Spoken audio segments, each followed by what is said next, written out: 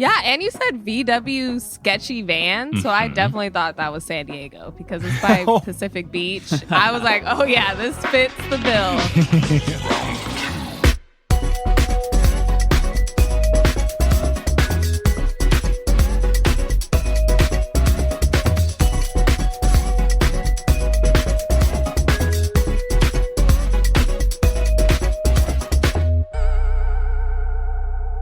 Welcome, fellow sleuths, to Meddling Adults, a game show where we grab our dolphins and go head-to-head to test our wits against the prowess of fictional young detectives for charity. I'm your host, Mike Schubert. I am notoriously bad at solving children's mysteries, which is why I'm safely behind the judges' table, letting others duke it out instead. Our contestants this week are Jordan Ligons and Bobby Wagner from The Ringer. Today's mysteries are from Mary-Kate and Ashley Detective Adventures. Oh my God. Wow. And I am very excited to make this happen. People have been clamoring for this for a while. I will say that these videos as a whole, the mysteries are so easy that it took me a really long time, and it took someone who had some of the VHSs that weren't on YouTube. Shout out to Melinda and Steven, who watched some of the VHS ones that weren't on YouTube and sent me recaps that I was able to use in this episode. But before we get into all of that, Bobby and Jordan, how's it going? It's going great. You know, it's going as good as it can be. Mike, I feel like I'm getting asked that question a lot, and I don't know what to say. Mike, what should I say? I need like a canned line that I can give that isn't like, the fall of democracy, but the weather's nice in LA. The two things you can do is like be really, really short term with your comparisons. Be like, well, today's better than yesterday, or like 2 p.m. is better than 1 p.m. Or you just say like, hanging in there.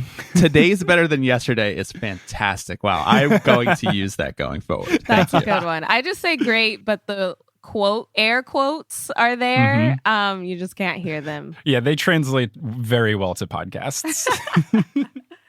So, Jordan, which charity will you be playing for today?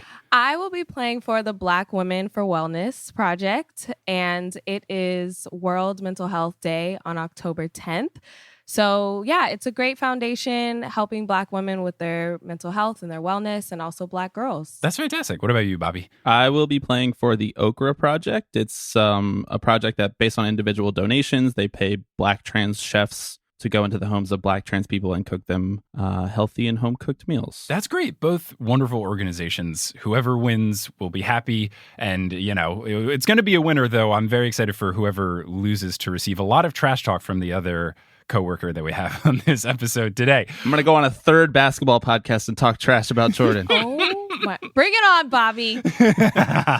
I love it. So here's how the game works. I'm going to be recapping 3 mysteries from the wonderful video series, Mary-Kate and Ashley Detective Adventures. Neither of you have seen these before. Maybe you have, but hopefully it's been long enough that you don't remember them. I'm going to lay out all the clues. I'll ask for your accusations, and each correct guess of culprit or motive will earn you points. But there's also bonus points at stake.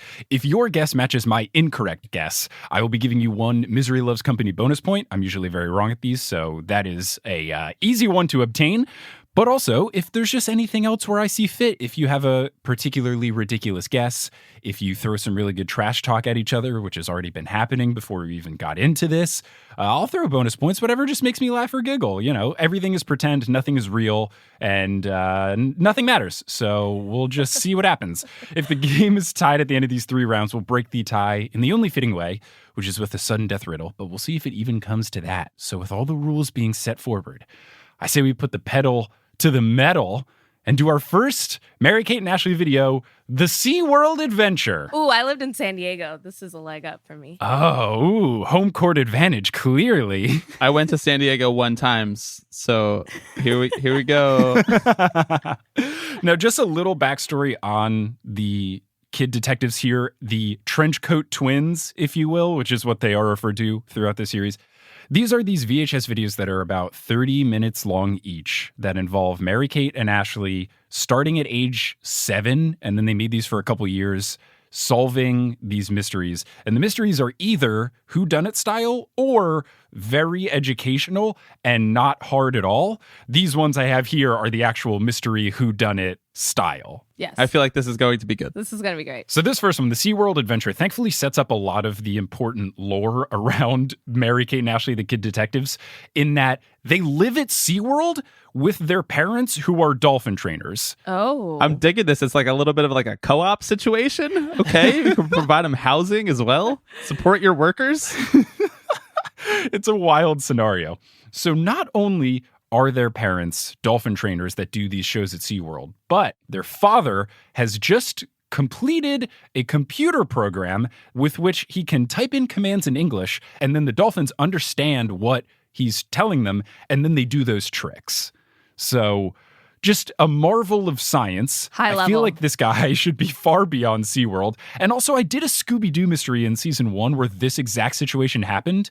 So I don't know what is up with Whodunit kid series and talking to dolphins, but here we are. Who's going to be the first person to do the dolphin noise on the podcast? Does it have to be me? I don't feel like I can do it. Does anybody have a good dolphin noise? It's going to be you. It's not me. I can't do it. I can't. I'll do it for the team, just like no, There that's we bad. go. That was rough. That was great. That was it. Great. I feel like I sounded more like the SpongeBob guy when Bubble Buddy buries him under the sand and the high tide's coming in. He's like, "Oh, the high tide's coming in!" Oh.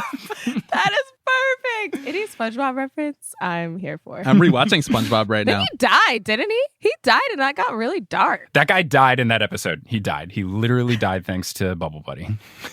Hooray for murder on children's programming. Yo, SpongeBob is legit. Like I said, I'm rewatching it right now. There's a lot of adult themes. It's very relatable. It's a lot of like 9 to 5, clocking in, doing your job at the Krusty Krab. I feel SpongeBob. And you know who I really feel on a second watch?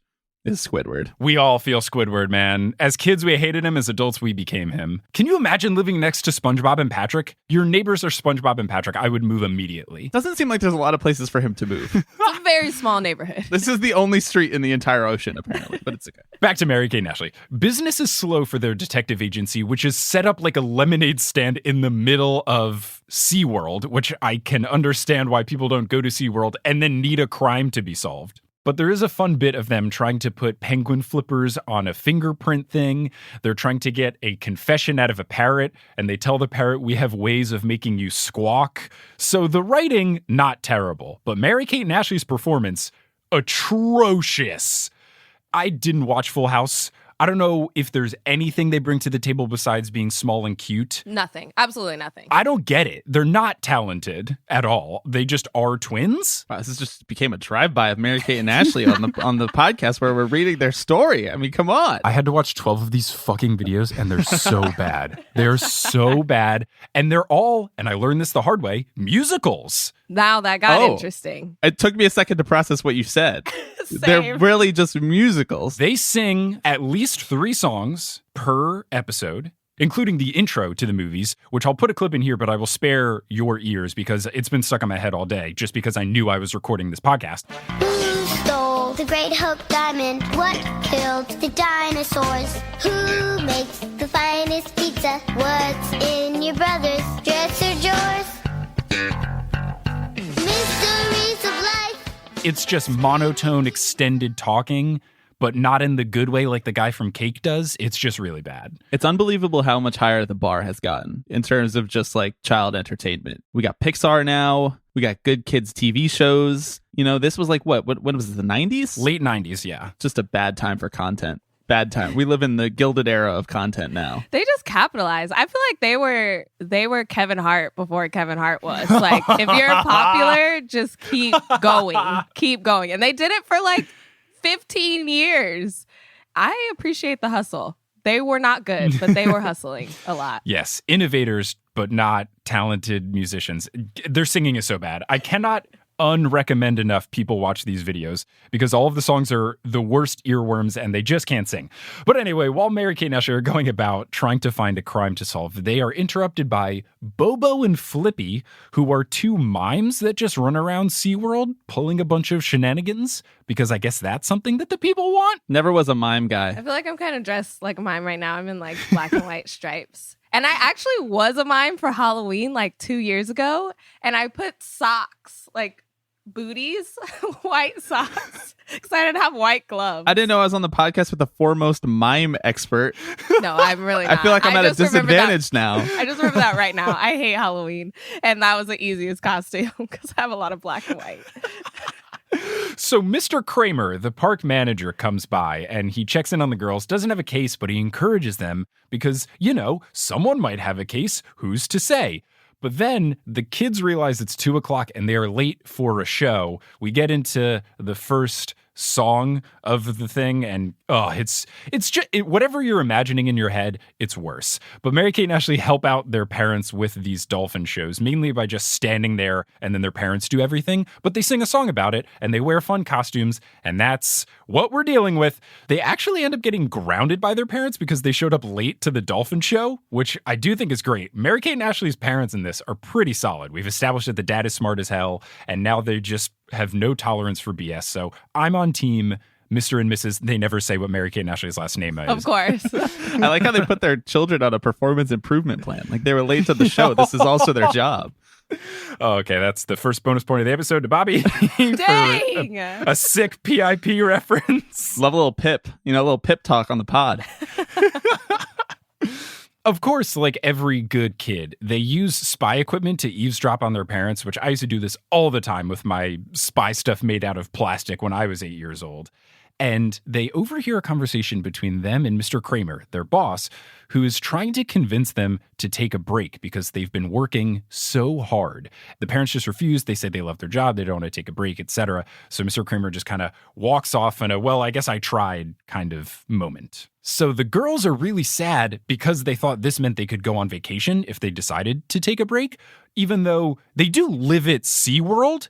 So I don't know what they're really trying to look for here, but they've got it made pretty well. Yeah, and San Diego is the best city in the country. America's finest city. Wow, that's a flex. I feel like if you live in SeaWorld, like you might want to try Disneyland or, I don't know, a myriad of other normal places. Very true. Yeah, I agree with that. Even though San Diego's great, SeaWorld sucks. Let's just say. Yeah. This is definitely a what was it, Blackfish? Was that the documentary? Yeah, I actually think Blackfish was inspired by this exact video. So I'm going to call that right now. All right. Well, it's funny you mentioned it because the next thing they see while they are walking around the park is a body laying face down in a bunch of flowers. Oh, I thought you were going to say the water. No. Don't worry. It's flowers. This took a darker turn than I was expecting. Oh, yeah. It gets serious real quick. So what I do appreciate about Mary-Kate and Ashley, unlike other kid detectives like in Scooby-Doo and stuff like that, they just go straight to the police. They go straight up to the park security and they're trying to tell them what happened. I thought they were the ones that were solving the crime. What do they need the police for? I don't know. At least I feel like at least talking to park security makes sense in case, I don't know, there's a murderer at SeaWorld. But when they bring the park security back to where they saw the body is gone. Oh. So the park security is like, what the hell are you guys doing? This is a waste of my time, and storms off. But they find a wallet in the place where the body was. And inside is an ID, but it's the back of someone's head. So it doesn't have a face. It's a picture of the back of a head. Useful. But also inside the wallet are 2 tickets to the Sky Tower, which is one of those big spinning towers where you can just get a vantage point of everything in the park. So they decide that they are going to go up there and see if they can see anyone being suspicious. Because that's how solving crimes works. Just get the highest vantage point, right? Wasn't that a thing in, Star Wars? Yeah, and you can see the back of people's heads better from up there. So while they're up there, they see a cloaked figure driving a golf cart with a covered body in the passenger seat. So they realize this is where the body must have disappeared to. See, this is the point where, I got to get out of Dodge if I'm Mary-Kate and Ashley. I'm a child. I'm not trying to deal with cloaked figures driving around dead bodies. Yeah, it's a lot higher stakes than some things like Encyclopedia Brown, which is, hey, someone stole my bubble gum. On the last episode, we had a pregnant cat. We had kittens, Mike. Now we have dead bodies driving around SeaWorld. This is intense. We've cranked it up to 11. So they go down and they're chasing after this person and they see them carrying around the body and then they shove it into one of those tour tram things that will drive around the parking lots and stuff. So then the twins chase after that and the body gets shoved into a VW van, like those old school vans, and then drives off into the distance. But on the ground near where the van was are 2 tickets to a cruise ship, which is leaving in a few hours. So they want to catch up with them, but they realize that they're not going to be able to get to where the cruise is departing from. So they need to, call a cab or something, but they don't have the money. So what do? They start busking, singing a song about Miami, which is where the cruise ship is departing from. And while they are doing so, there's a band of street performers that gets mad that they're on their turf, but then they decide to team up. And it's like this island vibe. They got steel drums and a bass. The band slaps. It starts with this incredible music, great bass riff, steel drums are going, and then Mary Kate and Ashley roll in with International Love by Pitbull. Close. They roll in wearing awful flamenco outfits with the frilly sleeves and stuff. Of course. And cultural appropriation. The opening line to the song is, What is the tropic spot that people love a lot? Miami. and that's the kind of vibe we're working with. It makes me want to make a Boodum style lowlights video to the Miami Heat playing poorly in Game 1 of the NBA Finals and put this terrible song over it. It's awful. It's so horrendous. I don't hate Miami. I'm gonna put that out there right now. I don't hate that. Jordan said that's a bar. So wait, are we in Miami now, or the cruise ship is going to Miami? So they're in the Orlando SeaWorld. I don't think they were in the San Diego SeaWorld, even though we did rave about San Diego. Jordan just lost her advantage. She's like, I know that place like the back of my hand. They are at the Orlando SeaWorld, and then they have to take a cab to the port of Miami, I guess, to see Rick Ross. But the cruise is departing in 2 hours, and if you go on Google Maps, it's like a 3+ hour drive without traffic. Also, why are they getting in cabs by themselves? Because that's how they roll. They got to find this potentially dead body. Flagrant disregard. Where's child services? These parents are not. They're overworked. Mr. Kramer's not giving them enough time off. The kids are roaming around, driving around fucking South Florida, which is a scary enough place for an adult, let alone a child. I mean, I guess they do have the money. They're cashing in on all these movies that they can afford the cab ride, but still, where are the parents? So they end up busking $98.15, which is enough for them to call a cab, but they don't call a cab. What do they hire? A limo. Hey. Because if you're gonna do it, you might as well do it in style. Celebrating going to find a dead body. Let's do it in a limo. I'm here for it. So they get up to the cruise ship, they sneak on board, and they see this culprit with the body. They get a better look of the culprit, and it looks like a tall woman in a big black floppy hat with long blonde hair. They are shoving this body into a giant duffel bag. But just as they see this, their parents show up. The dolphin trainer parents show up, and they had heard about what was going on with their kids and stuff, so they chased after them. And they start asking Mary Kate and Ashley, what were they thinking? They're simultaneously responsible parents and incredibly irresponsible because they give them a stern talking to, but also just lost track of their kids for a couple hours in SeaWorld. And they are asking them what happened, what's up. They chase after the culprit. The culprit drops the bag and continues to run away. They open the bag, and inside the bag, after they remove the bag that was around the person, they see Flippy the mime. So I turn to the two of you. Who is the person, this culprit, this potential lady in blonde hair with a big hat? I will say that these Mary Kate and Ashley mysteries follow Mission Impossible rules where someone can just look like another person and then they'll go, haha, just kidding, it's a mask. So anything is at play. It does not have to be a tall woman with blonde hair, especially since we didn't meet any in this mystery. But who do you think was the culprit? And if you can guess what the motive is, if someone orchestrated it, etc., I will also be awarding points. So I hand it over to the two of you. Okay, I have a guess. All right. The culprit is Mr. Kramer, and it was just an elaborate ploy to get the family to leave SeaWorld and have a nice Miami vacation. Okay. All right. Jordan, what do you got? I'm really upset because I was also going to say that. If that's your guess, that's okay. We run on the honor code here, so I will believe you. But you can also switch it up if you want to differentiate. I have to remember that this is a kid's mystery. I was like, the blonde woman is his mistress and she's angry. But I did have the same guess that it was Mr. Kramer. But I think he wanted them to get out of town because he's going to be doing some shady business that he didn't want them to find out about. Ooh. So not necessarily that that he wanted to gift them like a cruise, but he just wanted to get them out of town. All right. So I will say that you guys were right that Mr. Kramer was behind all of this. So I've given each of you 3 points. Mr. Kramer, full transparency, was the only name I remembered. So you got to go with that guy. I also have given Bobby a bonus point because his motive was, I can't get you guys to take a vacation, so I used the twins being so obsessed with solving crimes to make this happen to get you on the cruise, etc. What you two failed to realize is that the actual person disguised as this blonde lady was Bobo, the other mime. So Bobo was the person that was doing all of this with Flippy in the bag. Mr. Kramer's just the mastermind behind this big setup to get the parents to take a forcible vacation. I thought that there were 2 mimes, but then I was like second guessed myself about the second mime because I'm more of a visual learner. Bobo and Flippy sounded more like dolphin names to me. So I was like, wait, it was a dolphin in the bodysuit? I don't know. It's very confused. So wait. Is Flippy alive? Flippy is alive. Don't worry. Flippy is fine. They're good. Flippy's not dead. Yes, I should have clarified that once they unzip the bag and Flippy pops out, he kisses Mary-Kate and Ashley's dad on the cheek and gives these over-the-top, over-dramatic hugs. I am now realizing in retrospect that it definitely sounded like they opened the body and it was Flippy's dead ass inside the bag. That's what I thought.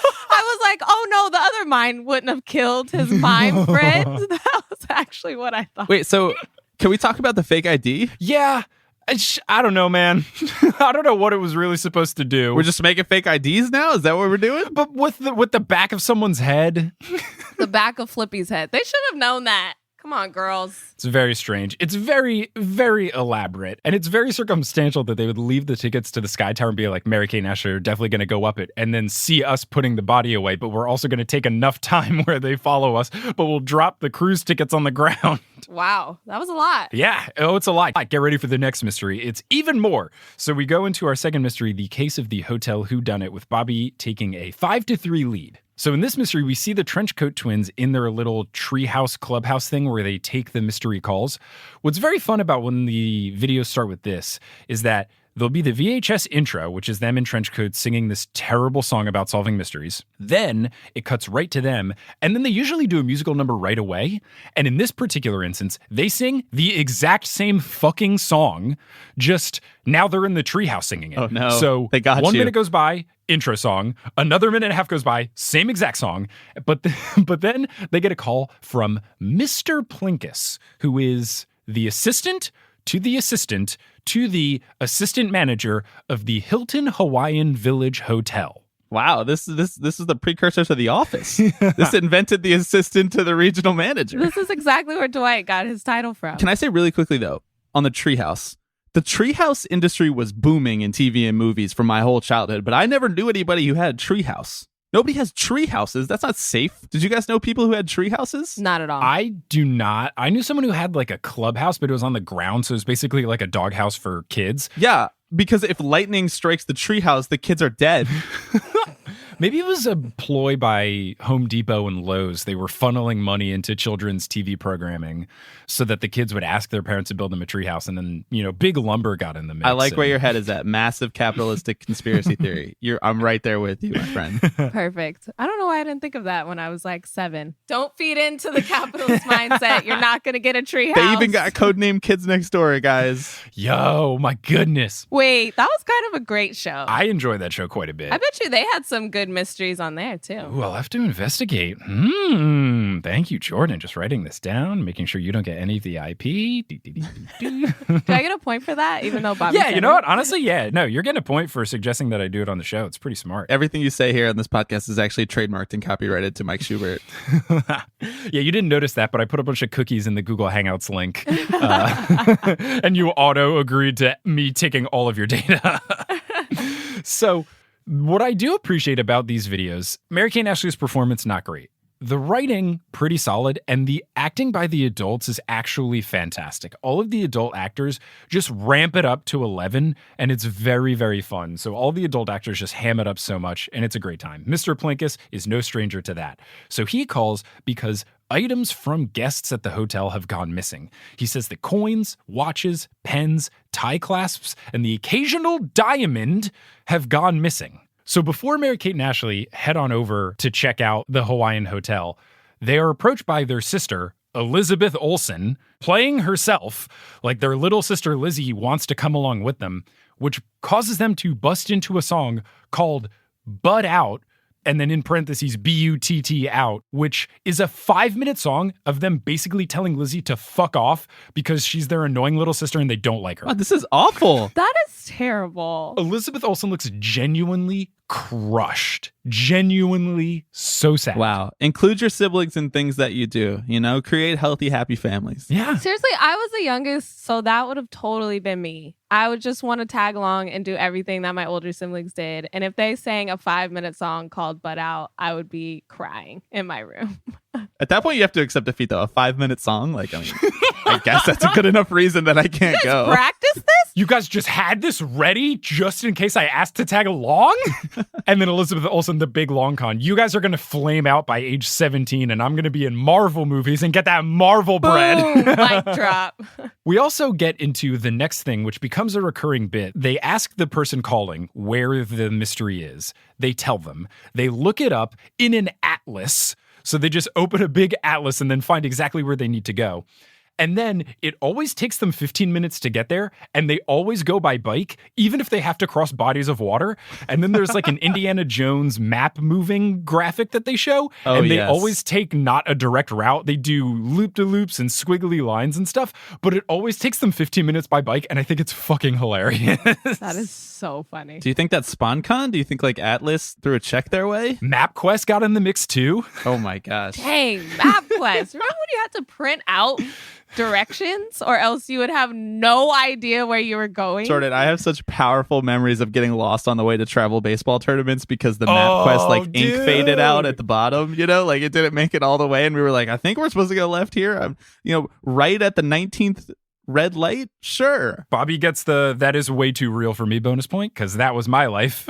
Yes, and I was like in AAU basketball. I feel like my coach had the very first GPS system. Yes. And it would tell her last minute when to turn. And we would be on the freeway.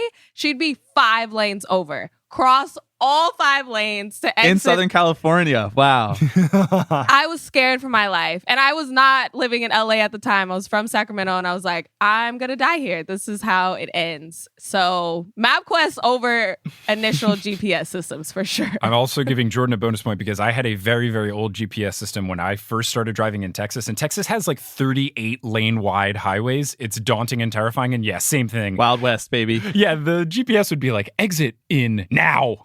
Exactly. Bro, remember when you could buy it looked like an Etch-a-Sketch GPS? It was like $70 on Black Friday at Best Buy. And it just didn't know anything about where to go. And you couldn't auto update the map. So if a road changed or a lane changed, it's just all right, I guess we're just driving like it's 2006. I bet people older than us just hate us. You had to plug it into the cigarette lighter in the car. Yes. With a big clunky cord. And I remember when we moved to Texas, we moved into a suburb that was just built. So it wasn't on the map. So once you got within 5 minutes of where my house was, the GPS was like, you're in a white rectangle, my guy. Just blank. Just totally blank. That weren't the first one's name Tom Toms? Yep, it was a TomTom. I also appreciate that it would take so long to boot up and then it would take so long to find you. You'd just be sitting in the parking lot for 15 minutes and then God forbid you miss a turn.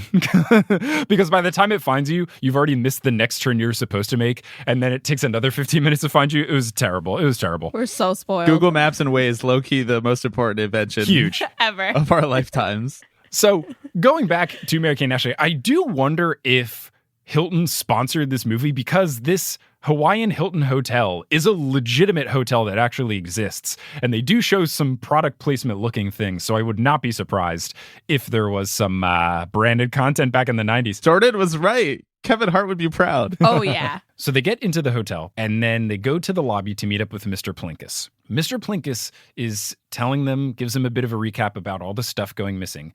And he says that all of the commotion going on is irritating Elvis, who is the hotel lobby cockatoo. Not in a cage. He's just chilling on one of those wood perch things. And, it's a pretty bird. Feels like some sort of health code animal violation, but who's to say? I don't understand. Why can birds talk? We don't talk about that enough. I'm worried about that. Right? We don't talk about how they can form legit sentences and everyone's just like, oh, it's funny. No, like, what's happening? Really, let's talk about it. This is my chance to make the Reagan replace all of the birds with spies joke. Oh, yeah. I've given you both a bonus point for bird conspiracy theories. So Plinkus says that he's incredibly worried about stuff going missing because 3 very high-profile guests are coming in to check into the hotel today. So Mary-Kate and Ashley stake out in the lobby and wait for these guests to come in. The first of which is Monica, who is one of the most famous movie stars in all of Hollywood. She's this fancy schmanz, got a big feather on her hat and this fluffy boa around her neck, big long gloves that go all the way up her elbow. Very, very, very fancy. What year is this? I was just gonna 1932? say, I know, it's like this the 90s? it's like good Cruella de Vil vibes, like Okay. the Glenda the Good Witch version of Yeah. Cruella de Vil. The reality of this is it would be Courtney Cox coming in wearing like baggy denim jeans and like a black t-shirt, but okay. Yeah, a crop top spaghetti strap. It would Yes. be Friends fashion. She comes in and she's got this fancy silver compact where she keeps checking out her makeup in the whole time that she's talking to Plinkus. Plinkus gives her a key, sends her off to her room. Then the next guest comes in. His name is Tex Tumbleweed. He is the richest oil man in the entire state of Texas. Wow. And he has a bolo tie and a plaid shirt and boots. And he's also wearing, a great detail, a leather vest, which is mwah, Of course. so good. Of course he is. He just bought a baseball team in the time it took me to respond to that.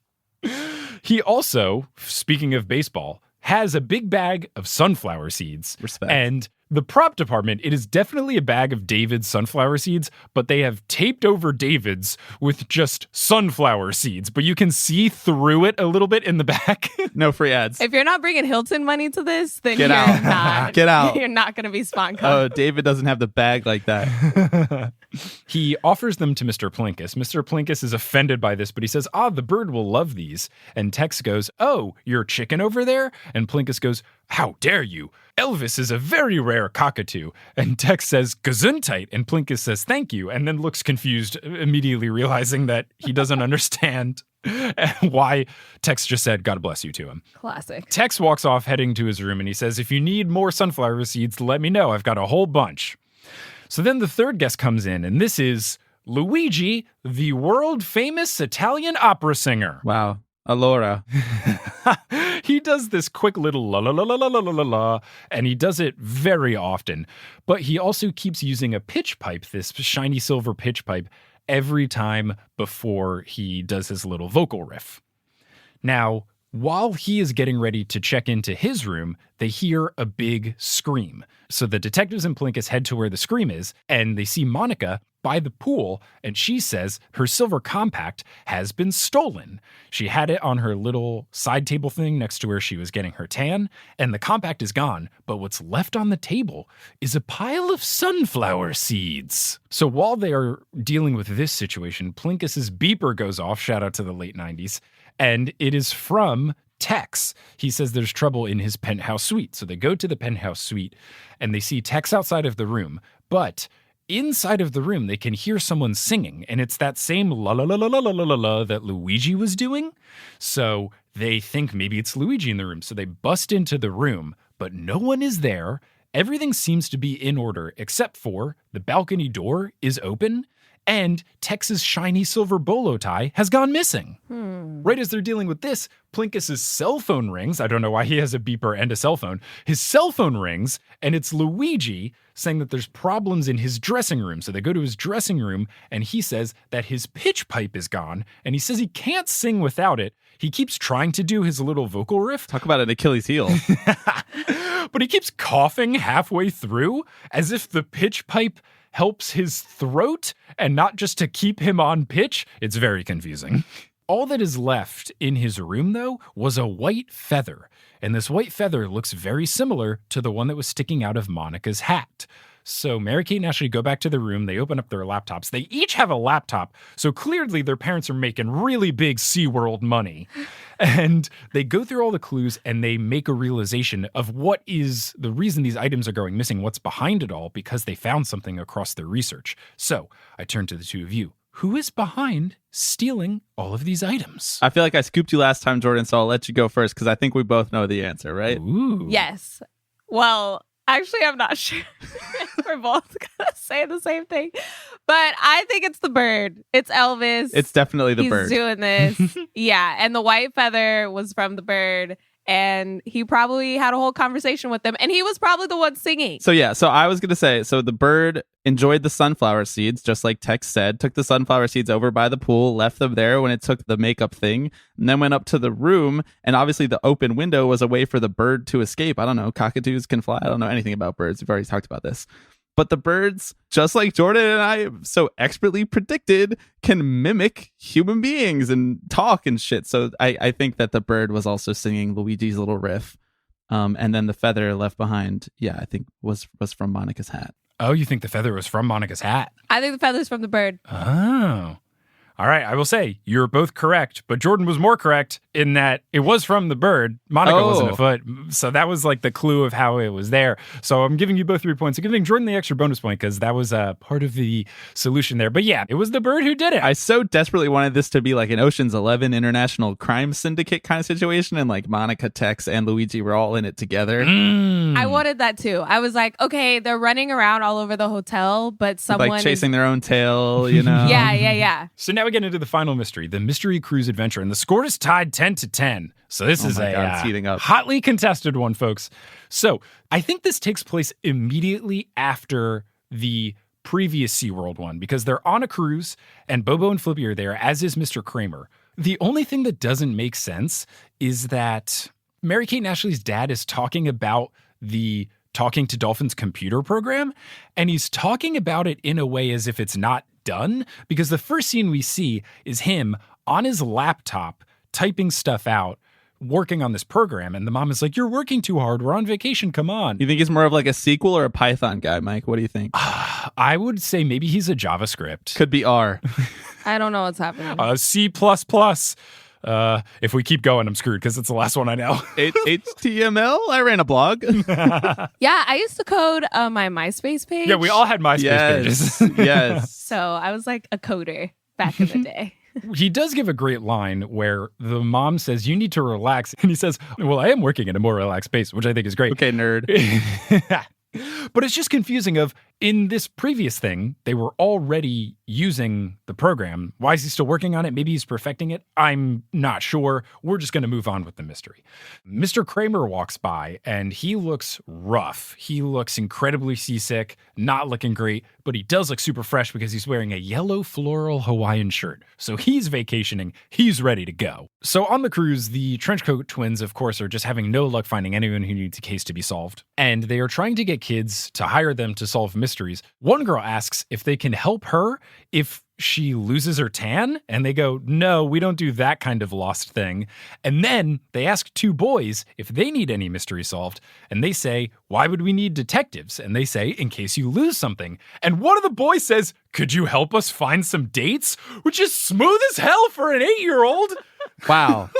Shout out to him. Yeah. Mad game at 8 years old. They go, hot shots, and brush these boys off. Hot shots? Yeah. Yikes. And then they go and they see Bobo and Flippy, the mimes, sunbathing. They're up to no good. The mimes are on this trip too? Did we just shut down SeaWorld? Like nobody's working there anymore? I mean, the manager and the mimes and the dolphin trainers aren't there. I don't know what else people are going to do at SeaWorld, man. All the entertainment's gone. Sorry to this mid-Atlantic family that came down to see SeaWorld, but it's closed for the week. And if there's any sort of crime, Mary-Kate and Ashley can't solve the crime. Everything is terrible at SeaWorld right now. So later in the day, Mary-Kate and Ashley are headed to their room. They are going to put on swimsuits so they can meet up with their parents to go swimming in the pool. But as they get to the room, they hear someone inside, so they know it's an intruder because their parents are at the pool. So they hide around the corner of the hallway, and they see Mr. Kramer walk out, and he has a briefcase. So he runs off. They think this is suspicious, so they go and tell their parents. Their parents go in with them to check out the room, and their dad opens up this case. Big old case. He says, "My computer, my floppy disks, and the entire program. It's all gone." Shout out to floppy disks. I was going to say floppy disk. That's the time period. Oh my goodness. So they go to confront Mr. Kramer after Mary-Kate and Ashley say, "We saw Mr. Kramer leaving the room." When they go to his room, he answers the door. He's wearing these nice silk pajamas, and he says, "Why did you wake me up? You know I've been as sick as a dog." And Mary-Kate and Ashley go, where were you at 11:45? And he says, I was in my bathroom, and you don't want to know what I was doing. So, big throw-up vibes from Mr. Kramer here. Gross. So then he says, actually, I need to go back there, and walks off. So the dad believes Mr. Kramer, and the kids still feel suspicious, but the parents say that they're going to go tell the cruise ship security that something has gone missing. My life's work just laying open and unlocked On floppy disks. on a floppy disk and just on the bed On a cruise. Like, It gets even worse later. Okay. So while the parents are telling the cruise security what's up, the kids go back into their room to look for clues, and they see a set of fingerprints on the glass coffee table. they see a set of fingerprints. After they do their little brushing, they do fingerprint brushing. Are they Wow. like funded by the CIA? Like, what the hell are we talking about they here? are legit. Oh my goodness. Even more legit, they have a little booklet with fingerprints of themselves and their parents, and they hold it up to the fingerprint, and they go, this doesn't match any of ours, so this is somebody else. Wow. Okay. So they're walking about the cruise ship. They see Mr. Kramer asleep out on the deck where everybody's sunbathing. He is back wearing his yellow floral shirt. So they take this little fingerprint case, like an ink pad or whatever, out of their pockets, and they fingerprint his hands. Non-consensually. Wow. Not at all. I'm here to defend Mr. Kramer's privacy. Come on, he's just trying to sleep on a cruise. He just gave you this vacation. Come on. Yeah, and a very deep sleeper. Or you're not waking up from that? Interesting. He wakes up immediately after and then wipes his face, and then you get some great slapstick humor of the ink all on his face. High comedy. This is why I have a thing where I refuse to sleep in public places. This is exactly the scenario I'm imagining. Is Mary-Kate and Ashley on a cruise ship fingerprinting me against my will? I'm going to give Bobby a bonus point for that irrational fear. They go back, they try to match up these prints to what's in the room, and it doesn't match. So they're even more confused. So they are walking around with their parents later on that day, and they are really trying to work on the case, but the parents are saying, cruise security will take care of it. The dad says, quote, girls, I don't want to talk about it. I worked on that program for nearly 5 years. 5 years, and this dude doesn't have a backup or a fucking lock? Like, come on, guy. Wow, he's going through it. It's just wild. So ridiculous. And he talked in the beginning about how important this program was. It's going to be revolutionary to the marine biology community. The Nobel Prize people would have got involved in this by now. Like, Yeah, there would be dude. copies of this in every locked safe in every fucking lab in America if he could do this. But okay. The kids first float a theory about someone dressing up as Mr. Kramer, maybe inspired by the previous antics. So now, in addition to their thought that maybe Mr. Kramer is guilty, they also are thinking maybe someone was disguised as Mr. Kramer. So the kids are walking around different parts of the cruise ship trying to see if anyone looks suspicious. And they get to the part where there is the casino, and they see both Flippy and Bobo gambling. Flippy is just miming gambling, but Bobo is legitimately playing craps. Like, he's legit tossing the dice and everything. Michael Jordy's got the Eastern Conference Finals the next day. Another point for that reference. Dang it! So they then are snooping around a bit, and they see the briefcase, the silver briefcase that they saw Mr. Kramer walking with earlier. So as they are about to grab it, they are then greeted by Mr. Kramer back wearing another shirt. It's a different shirt. It's still a very fun Hawaiian style shirt, but it's not the same yellow floral He's getting one. these fits off, dude. He's like Russell Westbrook coming in and out of basketball games. I was gonna say, like, did he only pack? What is his suitcase looking like? Did he pack the silk pajamas and the floral shirt and two that look very similar? What's going on here? So then there's just a chase scene between Mary-Kate and Ashley and Mr. Kramer. He's chasing after them.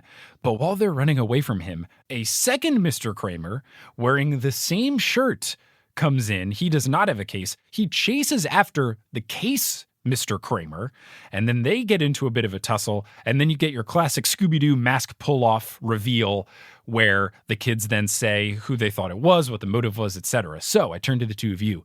Who is behind this, and what was their motive?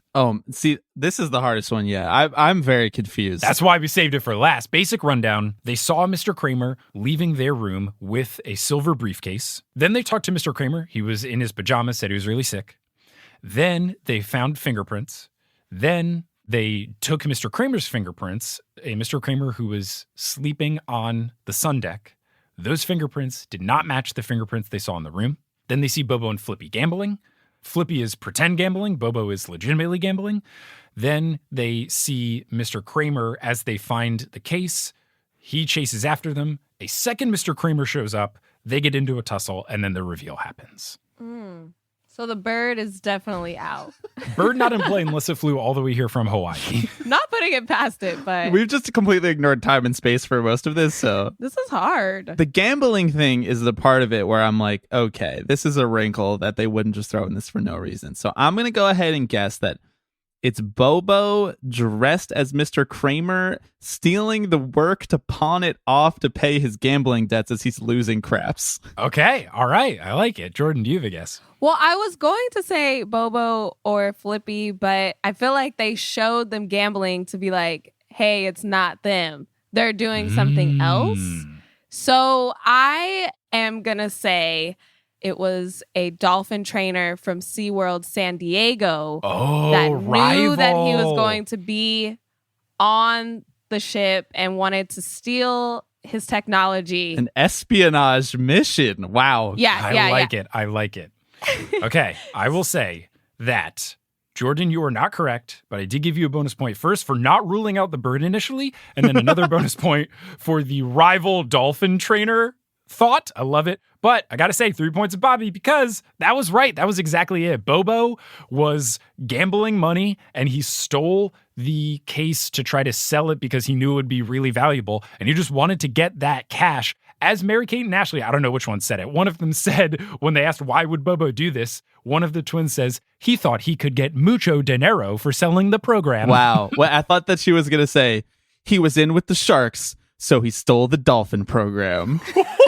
Another bonus point for Bobby, which brings the final score 16-12, meaning you have won some money for the Ochre Project. Bobby, how does it feel to reign victorious? It feels fantastic, but this was a blast anyway, and Jordan was a worthwhile foe. Man, I can't believe you got that. Honestly, that was really good. That's pretty dark, guys. Like he's on a cruise gambling away all of his money from his like probably minimum wage mime job at SeaWorld. There's a lot of like societal factors in this. Either that or he is fully convinced that he's going to get away with it and he's gambling future money he's going to get from selling the dolphin thing. Either way, it's terrible. He's co-workers with Mary-Kate and Ashley's dad. Man, Bobo going to end up like under the deck, like tied to a chair, getting his kneecaps broken. Dang. Is this also where Sweet Life on Deck got some of their ideas? Because I feel like that could have been something. This might all be part of the Sweet Life extended universe, though. It's like a hotel and like a lobby manager. Oh, and they're twins. Yeah, they're twins. Yeah, this was the predecessor.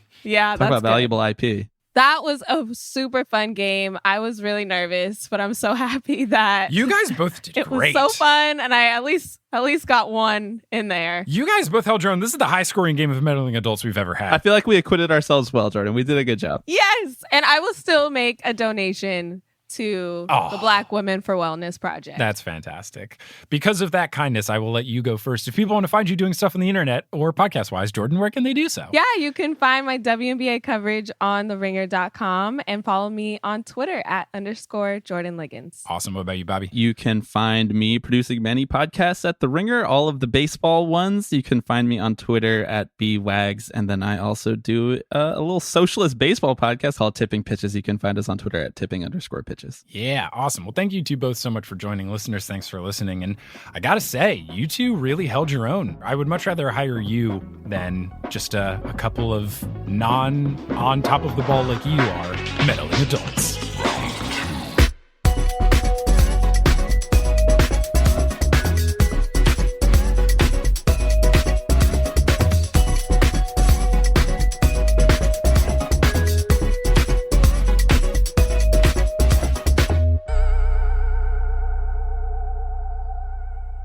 Hey, thanks for listening to this episode of Meddling Adults. Meddling Adults is created, hosted, and produced by me, Mike Schubert. Today's episode was edited by me as well. The art is by Maayan Atias and Kelly Schubert. The music is by Bettina Campamanes and Brandon Grugel, and the web design is by me and Kelly Schubert. If you want to support the show, you can do so by going to our Patreon, patreon.com/meddlingadults, where you will get early access to episodes as well as bonus episodes, and we'll put your name on the website, or you can give a one-time donation at paypal.me/meddlingadults. You can learn more about the show at meddlingadults.com, and you can follow us on social media at Meddling Adults on Facebook, Instagram, and Twitter. If you're enjoying the show, one way that you can also help us out is by telling someone about it. If you think of someone that might enjoy the show, let them know. Shoot them a message, send them a link to an episode that you think that they would like in particular. Anything spreading the word helps so much. And if we get a bigger audience, we can end up having more people supporting the show and raising even more money for charity. Hooray! Thanks to Multitude for having us as a part of the network. This week, instead of promoting anything, Multitude is just asking you, all of the hosts were saying, please go out and vote. If you go to vote.gov, you can get registered and you can get information about how you fill out an absentee ballot, if that's what you're trying to do, or where you should go to vote. But please, everyone, go out and vote. This upcoming election in the US is incredibly important, so we highly encourage you to get registered and to vote by whatever means makes the most sense for you. Thanks again for listening, and hope to catch you for our next episode.